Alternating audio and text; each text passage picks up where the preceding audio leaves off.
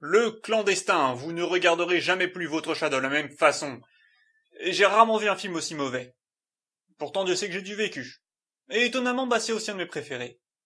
En fait, au fur et à mesure des années, je me suis de plus en plus penché sur ces ovnis oubliés du grand public, un peu comme un ufologue qui cherche frénétiquement les preuves cachées de l'existence des extraterrestres. Parce que je me demandais, comment ça se fait que ces navets à la nullité objective puissent me sembler aussi divertissants que la majorité des longs métrages qui sortent aujourd'hui. Et au cours de mes pérégrinations sur l'internet, j'ai découvert qu'il y avait des gens qui étaient comme moi, qui partageaient mon amusement, et mon admiration aussi, envers ces films what the fuck à la débilité profonde. Mais alors, finalement, que faut-il pour regarder ce genre de film? La réponse est simple. De la curiosité. De la patience. Et une bonne dose de mauvais goût. Vous prenez Alien. Vous remplacez le vaisseau par un bateau. Vous remplacez l'équipage par des étudiants. Et vous remplacez la créature par un chat. Et vous y ajoutez un scénario débile et des acteurs en roue libre, et vous avez le clandestin. En fait, on arrive à un stade où j'arrive même plus à définir le film avec des mots de la langue française, donc je finis par en inventer des nouveaux. Donc voilà, je peux vous dire que ce film est complètement schmurluc. Et vous trouvez ça débile? Attendez de voir le film. Le clandestin, sorti en 88 et réalisé par Graham Baker, c'est un film qui n'a pas eu beaucoup de moyens, encore bien en dessous de ce Titanic 2 qui volait déjà pas bien haut. Je vais pas m'étendre beaucoup plus sur la jaquette, on va directement passer au film. Amazing Movies. Je ne ferai pas de commentaires. Comme dit dans mon intro, le film est un slasher classique comme Alien qui se passe dans un huis clos, en l'occurrence un bateau perdu en pleine mer avec 9 personnes à l'intérieur qui se font tuer une par la créature du film, un chat mutant. On y trouve dans le tas 3 escrocs qui ont détourné une importante somme d'argent et qui veulent, sous le couvert d'une croisière, acheminer 3 valises remplies de billets aux îles Caïmans. Il n'y a qu'un seul nom que je vous demande de retenir ici, c'est celui de Walter Graham, le chef et aussi le possesseur du bateau. Je vous en prie, appelez-moi Walter. Et il y a engagé une 4e personne, la capitaine du navire, pour le piloter. Pour couvrir leur activité, ils invitent un groupe d'étudiants qui, comme la capitaine, ne sont pas au courant du véritable but de la mission. Quant à la créature du film, c'est un chat qui se transforme en genre de peluche qui aurait moisi 20 ans dans le grenier, dont on ne sait pas grand chose sauf qu'il s'échappe d'un laboratoire tenu par les scientifiques les plus négligents du monde. Paul, rattrapez ce chat et ramenez-le. Code rouge. D'ailleurs, petit fun fact, je sais pas dans quel délire ils sont partis avec les bruitages, mais à chaque fois que le chat apparaît, ils peuvent pas s'empêcher de mettre des miaulements préenregistrés. Alors déjà c'est mal fait, mais en plus on voit bien que c'est pas le chat qui miaule. Et on arrive effectivement à des moments où tu te dis non mais c'est possible, comment ils ont pu laisser passer un truc pareil? Enfin tenez, là par exemple, c'est la scène où le groupe d'étudiants trouve le chat juste avant d'embarquer sur le navire. Oh, regardez, la pauvre petite chatte. Oh, elle a l'air d'avoir faim, viens ma chérie. Oh. Quand ils ont revu le film, ils se sont vraiment dit non c'est bon, y a pas de problème. Viens ma chérie. Mais regardez ça, le chat miaule alors qu'il ouvre même pas la bouche. Vous croyez qu'ils vont le disséquer pour des expériences? Ouais, moi c'est le bruiteur que j'ai disséqué. De toute manière, tu vois très vite qu'il y a de gros problèmes avec la manière dont il gère le chat dans ce film, mais je vais y revenir un peu après, parce qu'en réalité, le premier truc que tu remarques dans ce film, c'est le jeu d'acteur, qui est particulièrement atroce. Bon, en réalité, c'est un abus de langage, puisqu'il faut savoir que je parle plus des doublages que du jeu d'acteur. Tout simplement parce que la majeure partie des films dont je parlerai seront doublés. Déjà, ça sera plus compréhensible pour vous, mais en plus, le doublage français apporte en général un plus non négligeable à la cocasserie d'un film. Bah oui, mettez-vous à la place du doubleur. Je veux dire, quand on vous présente un film qui de base est nul à chier, ça donne pas trop envie de s'investir, et souvent ça s'entend qu'ils en ont rien à foutre. Quant à certains, ils poussent le cabotinage tellement à l'extrême que certains films sont devenus cultes juste à cause de leur doublage complètement aberrant. Philippe! Je sais où tu te caches! Viens ici que je te bute, enculé! Mais dans ce film, en ce qui concerne le mauvais jeu d'acteur et le mauvais doublage, là aussi on attaque vraiment du lourd. Ce film, c'est vraiment une suite de situations loufoques avec des personnages débiles, joués et doublés par des acteurs complètement à côté de la plaque. Nous naviguons dans les Caraïbes. Voilà comment commence la véritable aventure. J'ai l'impression d'être Errol Flynn. Ce qui est marrant, c'est que tu sens qu'il y en a qui essayent de faire passer suppositoire. Ah, mais ceux qui jouent les étudiants, bordel. C'est ça, faisons la fête. C'est pas mal. Ah mais pitié, mais tuez-les.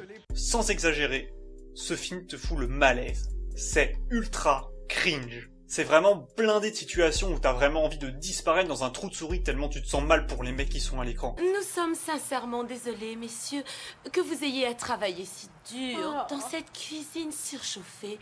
Oh, je ne sais pas comment vous supportez ça. Tous vos efforts seront récompensés, je vous le promets. Il fait si chaud. On vit la gloire de l'œuvre du Seigneur, il faut... Pour vraiment vous faire une idée du film, je vais vous montrer la première mort.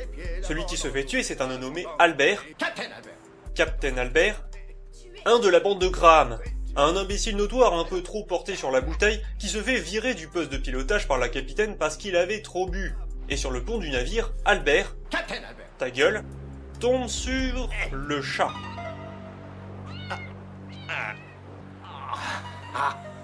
Oh, toi de mon...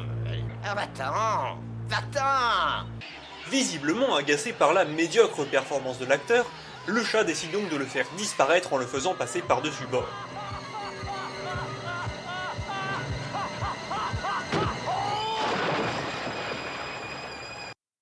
Et là on touche au deuxième gros problème de ce film, à savoir les effets spéciaux. Une fois transformé, le chat ne ressemble mais plus à rien. En plus, la qualité de base du DVD est vraiment pas terrible, hein. Ajoutez à ça que c'est du vieux 4 tiers, mais bon, on me pardonnerait, hein. Et le problème, c'est qu'on voit le trucage. En fait, les moments où on voit le corps entier du chat transformé, ils utilisent une peluche qu'ils jettent à la tête de l'acteur, ce qui accentue encore plus le côté navrant du film. Mais quand ils cherchent vraiment à l'animer, ils sont obligés de faire autrement, et donc ils utilisent une vieille marionnette animée à la main. Et le problème, c'est que ça se voit. Et là, vous allez me dire, ouais, c'est pas sympa de les critiquer comme ça, ils avaient pas de budget, c'est pas leur faute. Alors, certes, je peux difficilement leur en vouloir pour leur manque de moyens techniques, mais alors dans ce cas-là, tu fais un truc dans la limite des moyens qui te sont alloués. Et t'évites de montrer en gros plan ce que visiblement le manque d'argent t'empêchait de faire. Genre là, putain, on voit le bras du type qui agite la marionnette. Mais comment tu peux prendre ça au sérieux ? Au moins Titanic 2 essayait un minimum de cacher leur manque de budget, mais là les mecs ont aucun scrupule. Et couplé au jeu débile des acteurs, ce film devient juste ultra malaisant, et pas parce que c'est fait exprès, mais parce que c'est de la merde.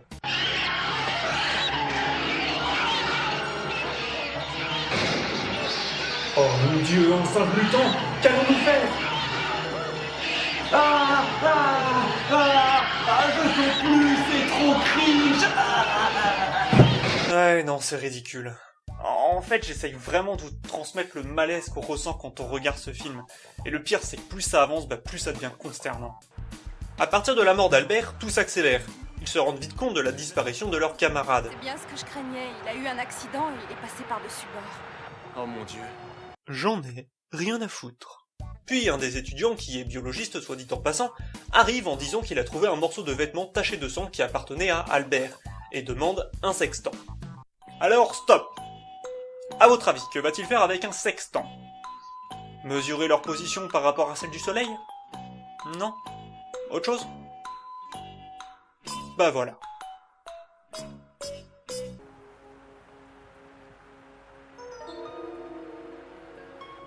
Regardez. Il utilise un sextant comme microscope. Après, je voudrais pas faire de jugement hâtif, puisque j'y connais rien en sextant, mais ça m'étonnerait quand même qu'on puisse observer des cellules avec un instrument de navigation, mais bon poisson. Un peu plus tard dans le film, une bataille éclate entre Mike, le deuxième de la bande de Graham, et les insupportables fêtards. Il se fait malheureusement attaquer et tuer par le chat sous les yeux du reste de l'équipage, et c'est à cet instant qu'ils se rendent compte que l'ignoble matou n'est en réalité pas tout à fait normal. Et c'est devant les mines abasourdies de ses camarades que notre petit génie décide enfin de dévoiler ses théories. Peut-être il est possible qu'il ait pu subir une expérimentation chimique du système nerveux. Alors si on lui a administré une sorte de stéroïde métabolique, ça pourrait expliquer la puissance de ses morsures. Ce que tu dis n'a aucun sens. Et là, ça va être notre troisième problème concernant ce film, et je pense que vous vous en doutiez un petit peu. Même le scénario est bidon. En gros, le principe du film, je rappelle, est vraiment très simple. Ce sont des personnes qui sont coincées dans un bateau qui se font tuer par un monstre. Pourquoi sont-ils coincés ? C'est que juste après la mort d'Albert, le moteur du bateau tombe en panne. Et que juste après la mort de Mike, le deuxième à mourir, je rappelle, Il décide d'appeler les secours à l'aide de la radio, mais Graham, qui a toujours ses 3 valises de billets détournés, refuse que les autorités s'en mêlent parce que sinon ça risque de barder pour lui. Il décide donc de tirer dans la radio et les voilà coincés en pleine mer avec un moteur en panne et plus de radio. Ah, si seulement ils avaient un moyen de pouvoir quitter le navire. Ils pourraient survivre. Je vais sauter une demi-heure où on y verra 4 des 5 étudiants mourir après avoir échoué à tuer le chat, pour aller à la toute fin. Il ne reste en vie que l'étudiant biologiste, la capitaine du navire et Graham, qui se retrouve en pleine tempête avec toujours l'immonde amas de poils dans le bateau. Ce dernier étant en train de couler, il décide donc de s'enfuir en utilisant les canaux de sauvetage. Et là, j'ai une question. Et pourquoi vous l'avez pas fait avant? Non mais, genre, c'est pas un truc qu'ils auraient dû prendre en compte avant, en écrivant leur scénario? Enfin, je veux dire, c'est le principe de base du film qui fonctionne pas, là. Ils s'en sont forcément rendus compte sur les lieux du tournage qu'il y avait un problème à ce niveau-là. Mais attention. En fait, là, le réalisateur a utilisé une certaine technique bien connue dans le milieu des films de merde appelée la technique Mosef, et qui permet justement de pouvoir laisser passer ce genre d'erreur. Démonstration. Monsieur le réalisateur, comment se fait-il que les passagers ne se soient pas enfuis avant avec les canaux de sauvetage? Merde. On s'en fout. Bon allez, il s'en foutait pas tant que ça, puisque un peu plus tôt dans le film on a le droit à une mini-scène où le capitaine explique à Graham qu'il ne faut pas prendre les canaux de sauvetage parce que c'est dangereux. Plus que de rester sur le bateau. Mais bon, franchement c'est vaseux comme explication, parce que vu la timeline du film, il s'est passé à peine une journée depuis le moment où ils ont quitté le port et le moment où ils sont tombés en panne. Et qu'en plus ils finissent par les prendre les canaux de sauvetage, et au pire moment, en plein milieu de la tempête, alors Et je soupçonne que cette scène était rajoutée après l'écriture du scénario, quand ils se sont rendus compte que ça tenait pas la route. Graham, qui veut absolument ses millions, va chercher ses valises pour les emmener avec lui. Il en rapporte une mais se fait tuer par le chat au moment où il allait chercher les autres. Le petit biologiste en herbe va le chercher, mais en voyant qu'il est mort, va se réfugier avec la dernière survivante sur le canot où il découvre le contenu de la fameuse valise. Il y a au moins $1 million. Assez pour acheter un autre bateau! Et pour financer ton doctorat en biologie! Ouais! Mais leur bonheur est de courte durée, car le vilain matou revient les attaquer. Ils réussissent à s'en débarrasser mais se rendent à l'évidence. Tant qu'ils seront le seul objet flottant, il reviendra de plus belle. Ils décident donc de courageusement se séparer de la valise contenant les $1 million. Tu peux rien faire! Mets l'argent là-dedans! Ouais, t'as raison! Enfin, pas tout à fait. Ils lancent donc la valise vide et hurrah, ça marche.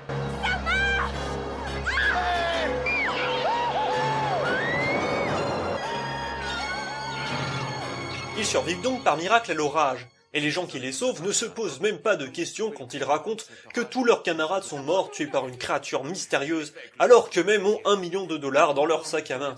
C'est une histoire tout à fait plausible. Bref, ils sont en couple, ils sont heureux, ils s'en foutent de tous ceux qui sont morts parce qu'ils ont $1 million, et tout est bien qui finit bien. À ceci près que, par un cruel sort du destin, le chat a survécu.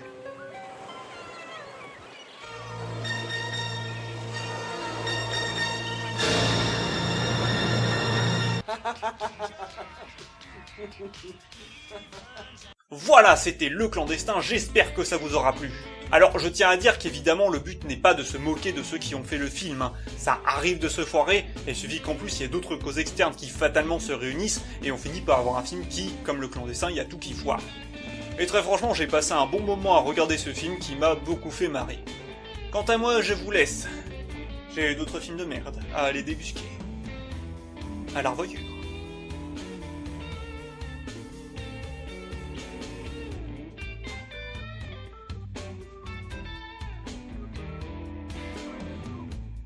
Vous avez peut-être envie d'abandonner, mais moi pas. Eh bien, au moins, tu es cohérente. Seulement tu resteras une connasse.